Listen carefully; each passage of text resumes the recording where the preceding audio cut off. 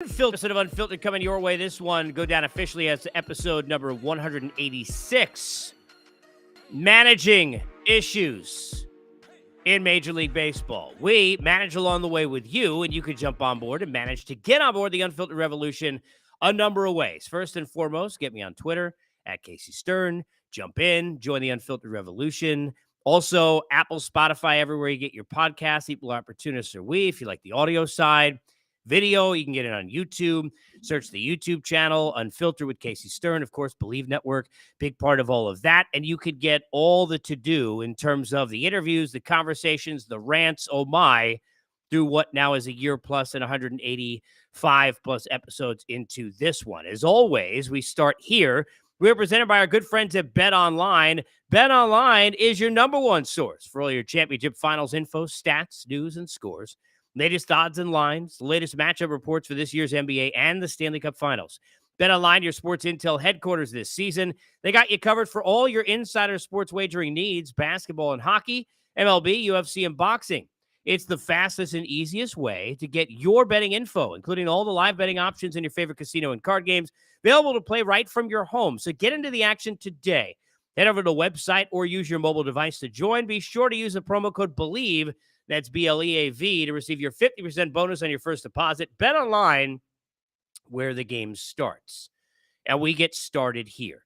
Not sure how long this is going to go, but I've discussed some of this over the years in a number of different ways, and it always seems to kind of come up to me in my time covering sports as something that is in the list in the category of the things that now look, I'm a fan just like you, but when you get closer to the game and you get a chance to kind of be around everybody from the players to upper management, from the hierarchy in the front office, all the way down to the last guy on the bench, in a clubhouse, locker room, whatever sport it might be, there are certain things that you realize are fallacies that you as a fan have been living with your whole life. And there are certain things that you realize are fallacies as a fan because you are not saying and then transferring that our lives, no matter what we go through, where we work, what we do, have a lot of similarities to what they do on the ice, on the court, on the field, whatever the case might be. On this short list, and it's short, but on this list of things that a lot of people unfortunately just do not get, and a lot of fans don't get, is managing and coaching in sports, what the impact is and what it isn't, when it is important and when it isn't, and what they're not transferring from their own lives, their own experience, some of them as employers, some as employees, because that is still what you're dealing with even in sports. Coworkers, even in sports. Issues, politics behind the scenes, even in sports, just like your office, just like your family. We have situations every single year in sports where I see fans get on the same manager or coach that they loved 5 minutes before, 5 minutes later, and want them the hell out of town. And they don't see the bigger picture and understand or seem to contemplate whose fault it truly is. Now, sometimes you need to change a scenery, you need to change a voice in a room. We get that. But I bring to you the situation as an example, even though this is more overarching and about bigger things than just what's going on with the Mets currently, as I do this here on a Friday, 6 losses in a row, swept by Atlanta in just ultimate, the antithesis of the week they had a month ago with the Rays and the Guardians, boom, back the other way, now sitting 8.5 out of division, and everything in turmoil. After blowing 3 leads, after Scherzer and Verlander both give up a ton of runs, Scherzer good early, bad late, Verlander gives up a number of runs, etc., and on down the line. The middle relief, Alonso possibly injured to the DIL, all of that, right? But I am seeing, and I don't mean just from the dopes, because there are dopes in not just Mets Twitter, but it could be Blue Jays Twitter, Red Sox Twitter, Cardinals Twitter, certainly. There are a bunch of teams. In every team, there are going to be idiots in every group. If you take 1,000 people, whether it's online or offline, you're going to find plenty of morons. The problem, what I see, is I see people legitimately trying to put this as this is a Buck Showalter problem and not realizing the following: in every single damn case where teams go wrong, where teams disappoint, where teams go the wrong direction in any sport, baseball, hockey, I don't care what, soccer, it could be anything. And that is this truth. So take this fact and let it hit you wherever it hurts most. Everyone is at fault. Everyone is to blame. When an office goes the wrong direction, when a family goes the wrong direction, when a team goes the wrong direction, everyone should be taking accountability. It is never just on the employer or just on the teacher or the parent or the coach or the manager. That's in every walk of life. The idea that somehow Buck Showalter, who clearly had changed the identity in terms of from a credibility and integrity and the way the team was handling itself, and you can go on down the line, all those things you saw last year. The idea that 2 months into the next season, now look, I didn't love everything Buck has ever done. He's a terrific manager. But look, we understand he's made mistakes. I was there covering it for TBS when he made the mistake of, not having a closer that was, I think, third in Cy Young that year on the mound and instead putting out Ubaldo Jimenez and not Zach Britton. I thought it was a mistake with the handling of the Musgrove situation last year. Not any manager, even Bruce Bochy and Terry Francona, who to me are two of the best ever and the best that certainly I ever covered, who are still doing it today. I don't care, Eric Spoelstra, what sport you want to go. Not anyone is perfect.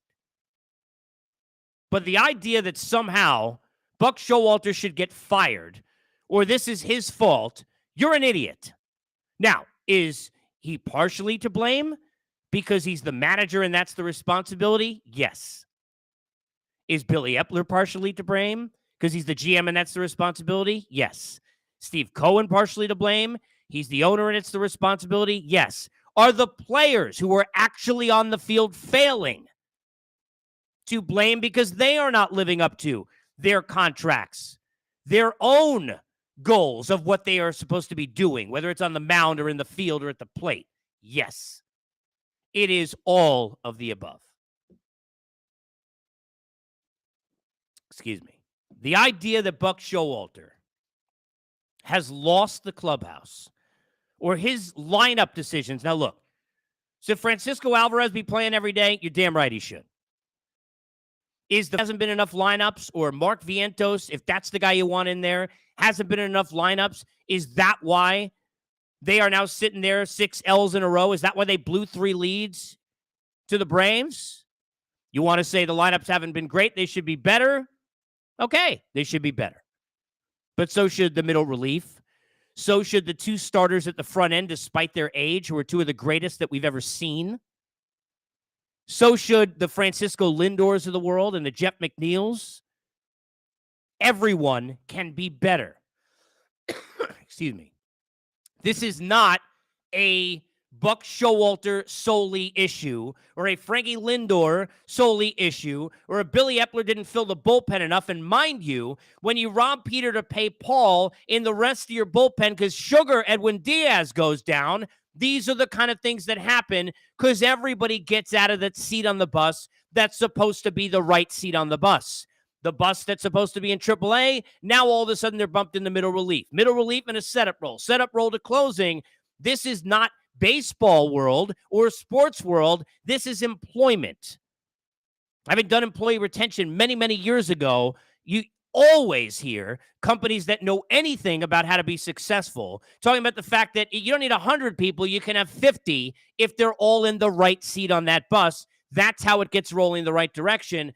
That is in part because of injuries. That is in part because of Billy Epler. That is in part because of the lineup. That is in part because the guys they're putting out there aren't succeeding either. The buttons that are being pressed can go right. Let me give you a couple of examples. Let's stay in New York and go way back in time. I had somebody who won I think they won 3 of the 4. Maybe it was all 4 World Series with Joe Torre, with the Yankees. Tell me that in the clubhouse, they never thought, and this is just his own take, that he was the greatest manager, but he was an unbelievable manager of people. And that is a large part of the job. But wearing out the arms of Scott Proctor and Paul Quantrill and how many other guys, he was not perfect in handling a bullpen. We know the help, for example, Don Zimmer and Mel Stoudemire gave him with decision-making, as any manager can get. But the point is, when you have Ramiro Mendoza and David Weathers and Graham Lloyd and Jeff Nelson and Mike Stanton and Mariano Rivera and John Wetland, you cannot make any mistakes. You can put them in any order you want, and most of the time, they're going to figure it out. When Bruce Bochy had Jeremy Affeldt, whether it was a lefty or a righty, and Sergio Romo, and Casilla, and Brian Wilson, and Machi, and so on and so forth, right? I mean, how many guys, right? Yusmeiro Petit, former Met legend, right? Plenty of guys, right? When he had all of them, he was succeeding brilliantly, and I think Boch is one of the best bullpen managers in the game, or that I've certainly seen covering it the last couple of decades.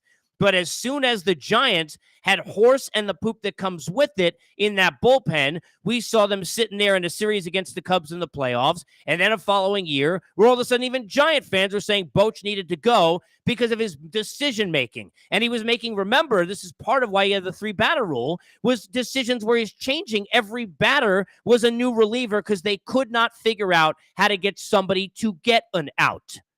But that was not a problem when he had Jeremy Affeldt and Machi and Petit and Casilla and Romo and Wilson all at their highest. That was not a problem for my buddy Ned Yost when he's sitting there with the Royals and he's got all the guys they had down there at the back end with Herrera and Wade Davis and Greg Holland, and go backwards beyond that because they had so many dudes at that time. Part of it is whatever button that Buck pushes, or any manager in this situation that doesn't have enough depth, it's going to go wrong because those guys can't cover your mistakes. You can put the wrong guy in, and it works. I watched John Starks go 2 for 17 or whatever it was in a Game 7 after missing a shot. And I love John Starks in the corner of a Game 6 of a finals in 94-95 against the Rockets, right? Everybody wanted Rolando Blackman in the game. Now, because he never got in there and Starks stayed out there, and I once joked with Derek Harper when I had him on as a guest on NBA TV, why'd you keep passing to him? And I meant it in jest. But the whole thing I heard for years was, oh, my God, well, Pat and the rest of that group, how could they leave him out there? Eh?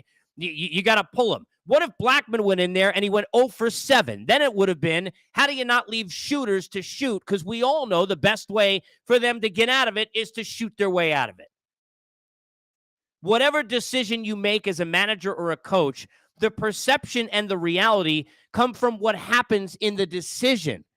It can be the wrong out of bounds play and work. It can be the right one and not. You can get a pass interference call after the defensive coordinator called the perfect play. A guy can fumble a ball even though a hole was sitting there right off tackle.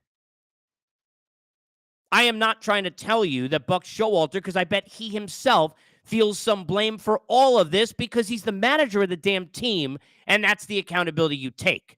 But the idea that this is his fault, quote, or the idea that he should be fired, you're an idiot if you're saying that. Whether you work in this industry or not, sorry. And I'm not sorry. Sometimes you have to look at this. Things don't work. Now, we all want to have somebody to throw on some chopping block in this world of takes and the Skip Bayless planet that we're living in, right? So we want to have somebody whose fault it is. It's everyone's fault. When a team spends that kind of money and it's supposed to be great, right? It's the guy who spent the money. It's the guy he chose to deliver out where the money was going to be spent. It's the guy who's in charge. And it's also the players who deserve accountability too. You think it's garbage when now look, sometimes guys want managers gone, right? I mean, I remember talking to folks on a Nationals team that had Matt Williams, and they were all but fine when and you saw how quickly it changed when he was gone.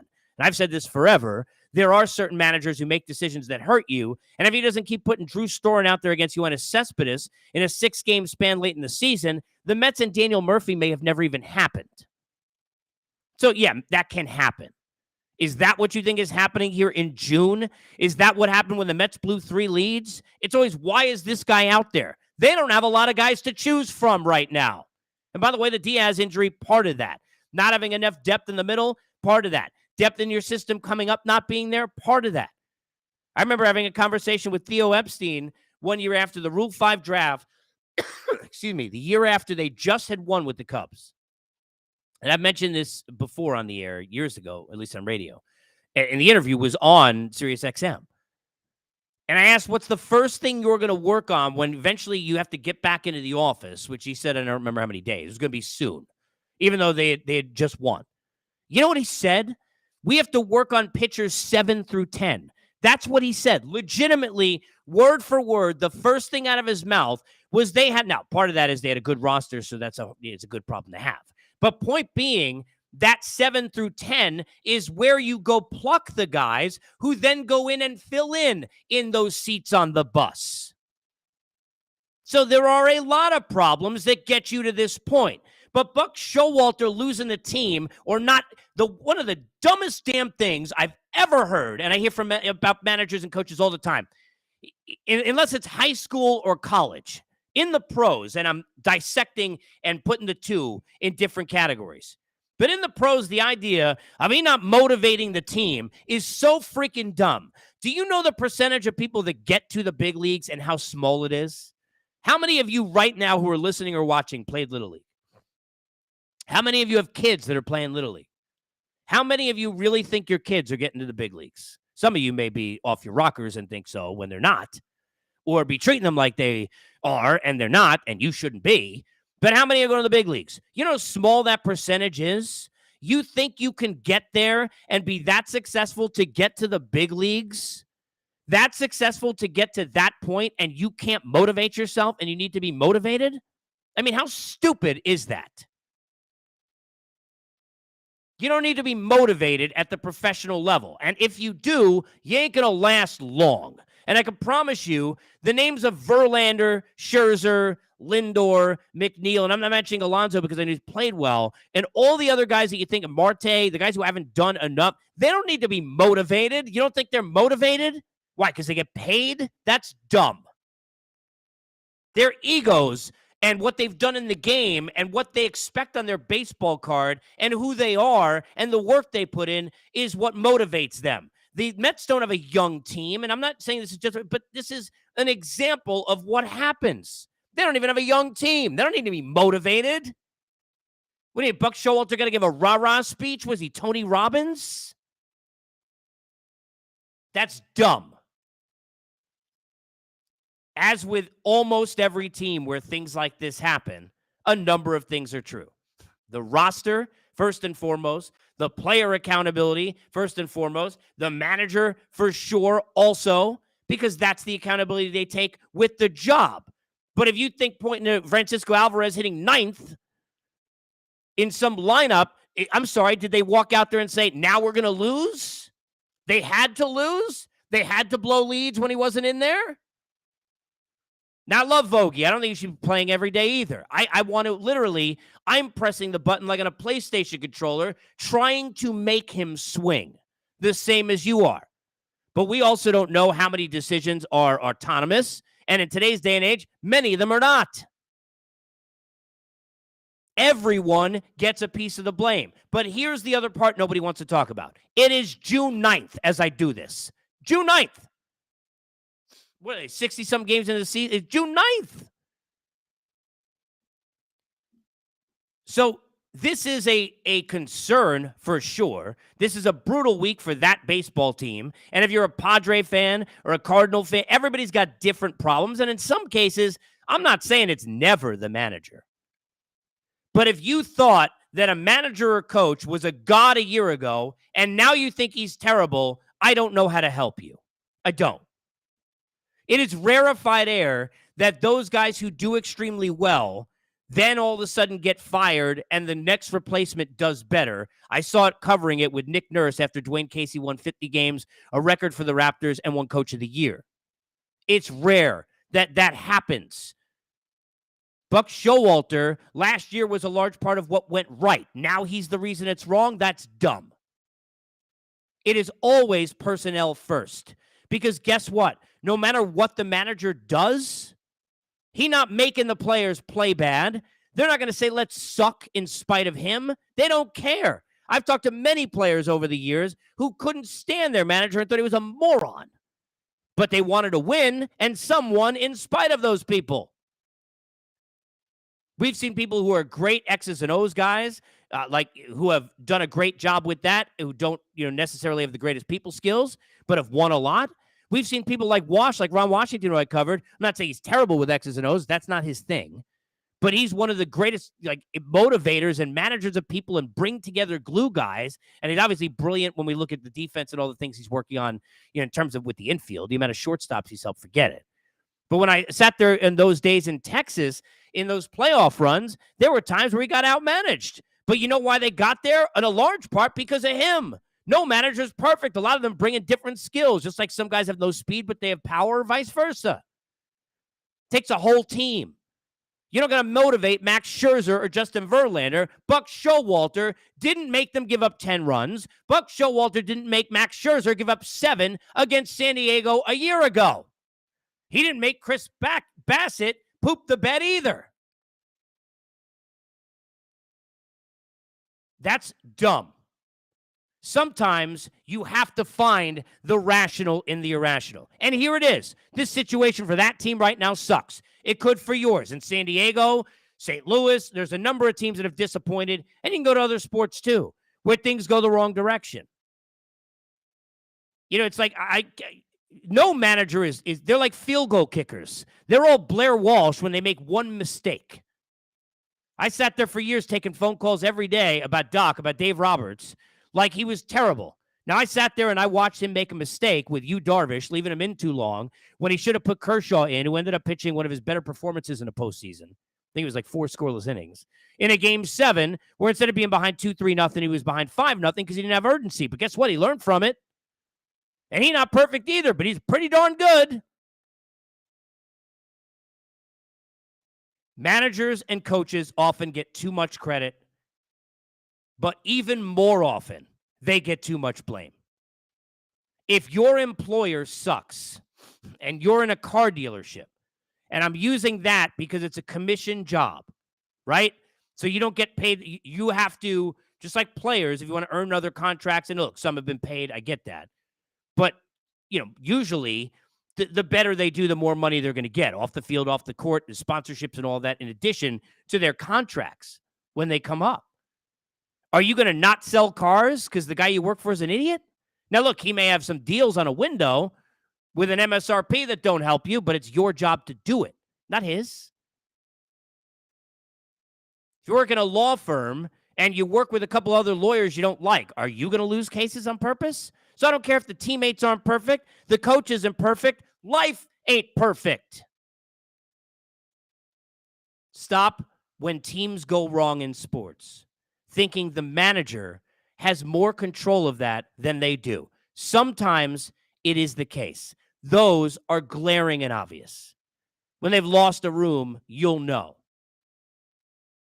The Mets have lost and have overspent seemingly and not had guys come through because each one of those guys have failed in their own role to some extent, including the manager and the GM. It is everyone's ride to fix and get the roller coaster getting in the right direction. To put it just on the manager is just dumb. That's Unfiltered. Episode 186 in the books. We, as always, are presented